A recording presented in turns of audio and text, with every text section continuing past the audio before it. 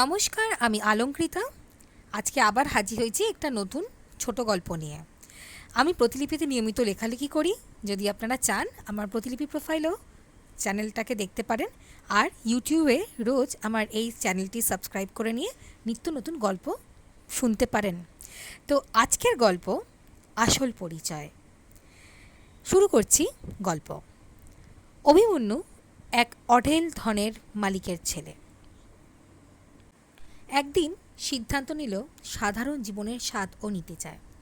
চওড়া রাস্তায় বিলাসী গাড়ি ছেড়ে একটা পুরনো বাইক আর সাধারণ জামা কাপড়ে সে হয়ে উঠল অভি।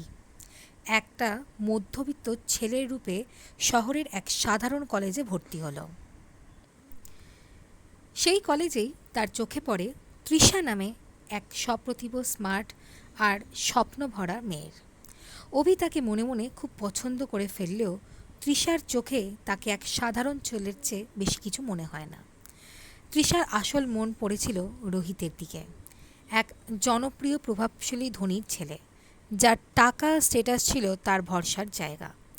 রোহিত ও তৃষা মিলে মজা করে অভিকে ছোট করে, তার পোশাক, কথাবার্তা সব কিছু নিয়েই রোজ অপমান করে।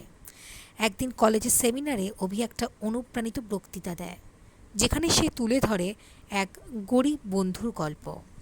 একজন ছেলের সংকল্প, আত্মসম্মান আর সততার উপর ভিত্তি করে যে তার জীবনটা বদলে দেয়। সেই কথাগুলো শুনে মেঘলা নামের আর একজন ছাত্রী অভির প্রতি আকৃষ্ট হয়ে পড়ে। ধীরে ধীরে তাদের বন্ধুত্ব গড়ে ওঠে, আর একদিন অভি জানায় যে সে মেঘলাকে বিয়ে করতে চায়। বিয়ের দিন রোহিত আর তৃষা আসে, আর তৃষা মেঘলাকে দেখেই কটাক্ষ করে, ওই ছেলের সঙ্গে বিয়ে? তুই তো আমার চেয়েও নিচে নামলি।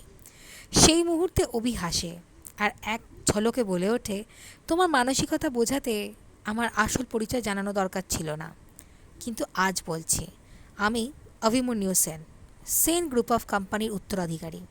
তোমার টাকা দিয়ে মানুষ মাপার অভ্যেসটা তোমাকেই নিচে নামিয়েছে। তৃষার মুখ স্তব্ধ হয়ে যায়। সে যে এক সাধারণ ছেলেকে অপমান করেছে নিজের মূল্যবোধকে ভুলে গিয়ে। অভি আর মেঘলা হাত ধরে এগিয়ে যায়, ভালোবাসা আর সম্মানের বন্ধনে আবদ্ধ হয়ে। কেমন লাগলো এই ছোট্ট গল্পটা? আমাদেরকে কমেন্ট করে অবশ্যই জানাবেন। ভালো লাগলে প্লিজ চ্যানেলটা সাবস্ক্রাইব করবেন আর সঙ্গে থাকবেন পাশে রাখা বেল আইকনটা টিপে। Thank you.